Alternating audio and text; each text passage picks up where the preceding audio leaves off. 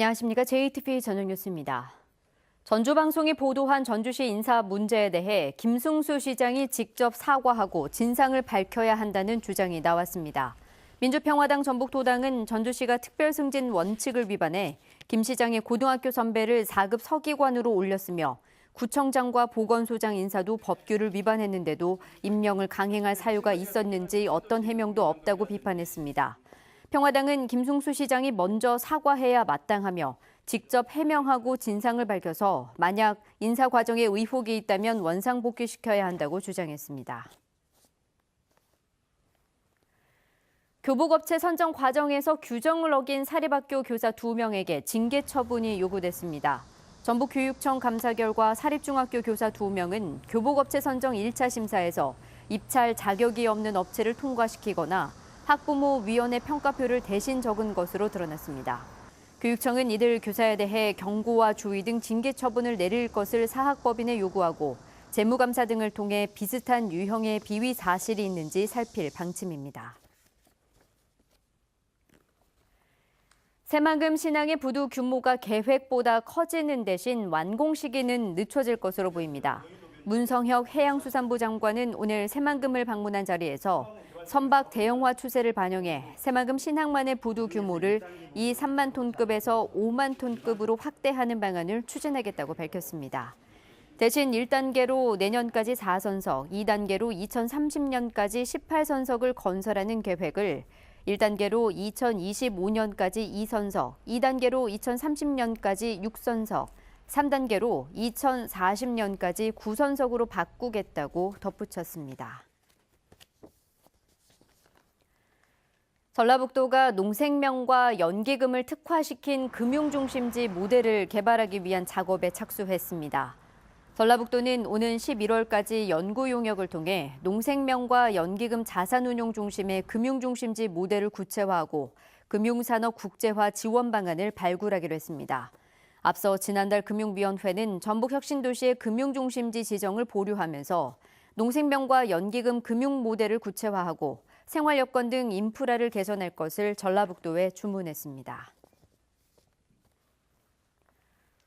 정부 주관의 첫 동학 농민혁명 기념식이 내일 오전 11시부터 서울 광화문 광장에서 열립니다. 내일 기념식에는 이낙연 국무총리와 송하진 도지사, 혁명 참여자 유족 등 1,000명이 참석한 가운데 고창 무장기포문이 낭독되고 고창 우도농악단과 전주기점놀이단, 정읍시립국악단 등이 기념 공연을 펼칩니다.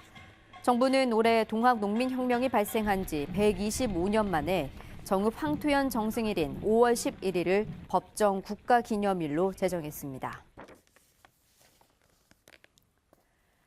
더불어민주당 전북도당은 국가기념일 지정 이후 처음 맞는 동학농민혁명 기념일을 하루 앞두고 동학 정신을 계승해 촛불혁명 과제를 이어가겠다고 말했습니다. 더불어민주당 전북도당은 동학의 국가기념일 지정을 환영한다면서 외세와 봉건주의에 맞선 정신을 조명하고 문재인 정부를 중심으로 촛불혁명의 과제를 쉼없이 이어갈 것이라고 밝혔습니다. 민주당은 또 동학의 뿌리인 전북에서 동학 정신이 영원히 계승 발전될 수 있도록 도민과 함께 노력하겠다고 다짐했습니다. 전북지방경찰청은 최근 2달간 병원 의료진 폭력이나 대중교통 운전자 폭행 등 생활 주변 악성 폭력에 대한 특별단속을 벌여 114명을 검거하고 이 가운데 8명을 구속했다고 밝혔습니다. 범죄 유형은 폭행이 56.3%로 가장 많았고 무전 취식이 19.4%, 업무방해 11.1% 순으로 분석됐습니다.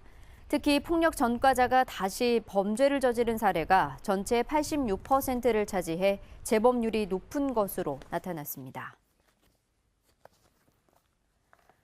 익산경찰서는 보이스피싱 범죄로 뜯어낸 돈을 중국 조직에 보내려 한 전달책을 붙잡아 구속영장을 신청했다고 밝혔습니다.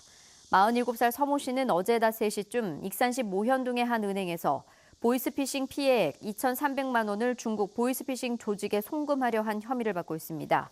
경찰은 서 씨에게 지시를 내린 중국 총책을 쫓고 있습니다. 주말 동안 맑은 날씨가 이어지겠습니다. 내일 아침 최저기온은 전주 10도, 임실은 6도가 예상됩니다.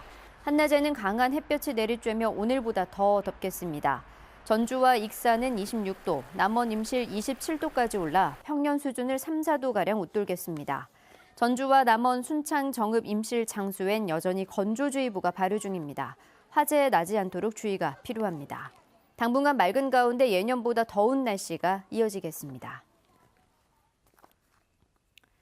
JTBC 8시 뉴스 예고입니다. 전주 한옥마을 한벽문화관 공연장에 2억 원이 넘는 명품 피아노가 들어왔는데 규모도 작은 공연장에 피아노 한 대 지나치게 많은 세금을 쏟아 부었다는 지적이 일고 있습니다.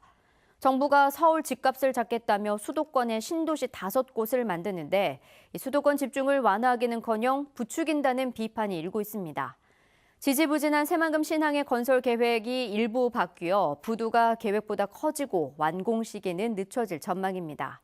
동학 농민혁명을 전면에 내세운 드라마 녹두꽃이 최초로 방영되고 있는 가운데 동학 농민혁명에 대한 국민적인 관심이 커질 것으로 기대됩니다. 자세한 소식은 JTBC 8시 뉴스에서 전해드리겠습니다.